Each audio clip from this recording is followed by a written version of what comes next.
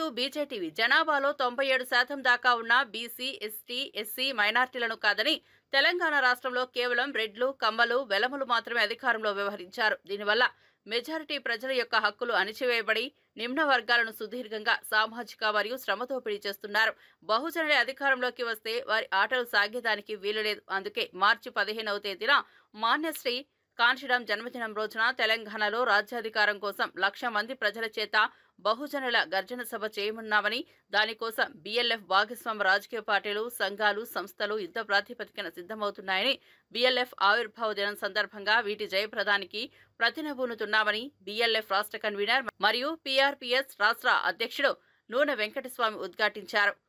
Chityal municipal మరియు రామన్నపేట, నార్కెట్పల్లి మండల కేంద్రంలోని ప్రధాన కూడలిలో బీఎల్ఎఫ్ 7వ ఆవిర్భావం దినం సందర్భంగా బీఎల్ఎఫ్ జెండాలను ఎగురవేసి కంకణ బద్దులయ్యారు. శ్రమ దోపిడీకి వ్యతిరేకంగా పోరాడతామని చెప్పిన కార్మల్కార్ సిద్ధాంతానికి అనుగుణంగా ఉన్న ఎర్రజెండా పార్టీలు మరోవైపు సామాజిక దోపిడీకి వ్యతిరేకంగా, అణిచివేతకు వ్యతిరేకంగా పోరాడమని చెప్పిన బీఆర్ అంబేద్కర్ చూపిన మార్గంలో సాగుతున్న సామాజిక పార్టీలు, సంఘాల సమ్మిళితమైన సమూహమే బీఎల్ఎఫ్ అని ఆయన అన్నారు. ఈ కార్యక్రమంలో బీఎల్ఎఫ్ రాష్ట్ర నాయకులు వరికల్ గోపాల్, ప్రజాపతి, నాగిళ్ల యాదయ్య, ఉయ్యాల లింగస్వామి గౌడ్, బర్రె సంజీవ, దేశపాక సైదులు, దేశపాక శ్రీరాములు, పెరిక ఈశ్వరయ్య, దొండ లింగస్వామి, పెరిక లింగస్వామి, బైరు వెంకన్నగౌడ్, ఆవుల యాదయ్య, ఎగారి రమేష్, రాజుపాక పెంటయ్య, అరూరి జంగయ్య, ప్రజాపతి, అచిని అంజయ్య, కురుమ, మోటే కృష్ణయ్య, కురుమ, కృష్ణగౌడ్, షేక్ షరీఫ్, పన్నారక్క, సైదులు తదితరులు పాల్గొన్నారు.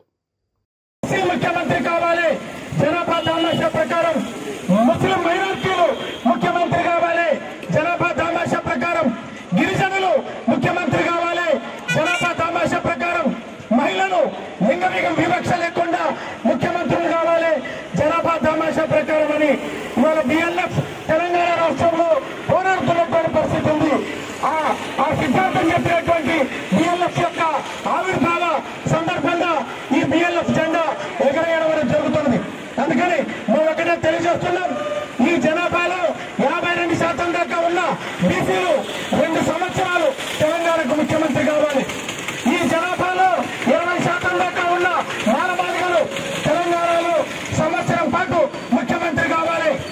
ఈ తెలంగాణలో సుమారు 10% దాకా ఉన్నటువంటి గిరిజనులు 1 సంవత్సరం పాటు, 8% దాకా ఉన్న ముస్లిం మైనార్టీలు 1/2 సంవత్సరం పాటు, లింగ వివక్ష లేకుండా మహిళలు అనేక రకాల పద్ధతుల్లో సామాజిక దోపిడీ గురవుతున్నటువంటి మహిళలు వాళ్ళొక 6 నెలల పాటు ముఖ్యమంత్రులు కావాలి తప్ప ఈ రెడ్లు, వెలుమలు, అదే రకంగా ఈ కమ్మలు వాళ్ళు ఉండేది పిడికడు మొత్తం పరిపాలన అంతా కూడా వాళ్ళ చేతుల్లో ఉండడం వల్ల మన సమస్యలు పరిష్కారం అవుతున్నటువంటి పరిస్థితి.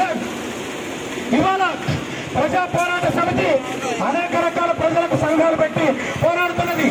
ఆటో డ్రైవర్ల పైన పెట్టేటటువంటి పెనాల్టీలు, వాళ్ళ పైన చేసేటటువంటి పోలీస్ అనేక రకాల దమనకాండ, వీటన్నిటికి వ్యతిరేకంగా ఎస్పీ గేట్లు దండడం, ఎస్పీ ఆఫీస్ ముందర కూర్చున్నాం. వాళ్ళ పైన పడేటటువంటి పెనాల్టీలకు వ్యతిరేకంగా పోరాడగలిగినాం. అట్లాగే హమాలీలకు ఇవాళ క్వింటా ధాన్యానికి 45 రూపాయల దాకా సాధించడం, రేపు 55 రూపాయలు ఇవ్వాలని నల్గొండ జిల్లా కలెక్టరేట్ లో ముట్టడించబోతున్నాం.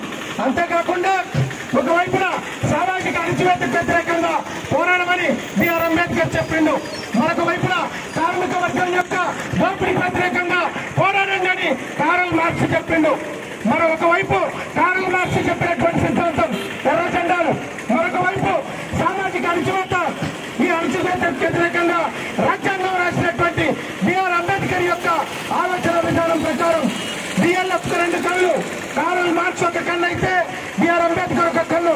సామాజిక దోపిడీకి వ్యతిరేకంగా జరిగేటటువంటి పోరాటం ఒకటైతే, కార్మిక వర్గానికి వ్యతిరేకంగా జరిగేటటువంటి పోరాటం మరొక వైపున. ఈ రెండింటి పోరాటాలను మేళవించి, ఈ రెండింటి పోరాటాల్లో వచ్చేటటువంటి ప్రజలతో ఈ తెలంగాణ రాష్ట్రంలో అధికారాన్ని చేజిక్కించుకోవాలనేటటువంటి పద్ధతుల్లో మార్చి 15వ తేదీన కాంశీరాం జన్మదినం రోజున సరూర్ నగర్ స్టేడియంలో 1,00,000 మందితో గర్జించే కార్యక్రమం జరుగుతున్నది. దానికి మనం అందరం కూడా సన్నద్ధం కావాలి. ఈ బీఎల్ఎఫ్ ఆవిర్భావం సందర్భంగా తెలంగాణ రాష్ట్రంలో బీసీ, ఎస్సీ, ఎస్టీ మైనార్టీల యొక్క, మహిళల యొక్క ముఖ్యమంత్రులు అధికారంలోకి రావాలి. దానికోసం మనం అందరం కూడా సంఘటితం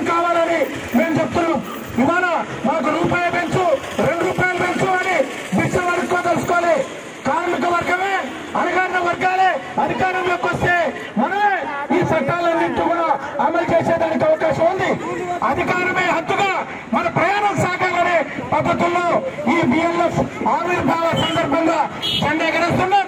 ఈ సందర్భంగా ఇక్కడికి విచ్చేసినటువంటి మీ అందరూ కూడా పేరు పేరున ధన్యవాదాలు తెలియజేస్తూ వర్ధిల్లాలి బిఎల్ఎఫ్, బిఎల్ఎఫ్ జిందాబాద్, జిందాబాద్ బిఎల్ఎఫ్, జిందాబాద్ బిఎల్ఎఫ్. మన నల్లగొండ జిల్లా ప్రజా పోరాట సమితి గౌరవ అధ్యక్షుడు మన వరికల్ గోపాల్ ప్రజాపతి గారిని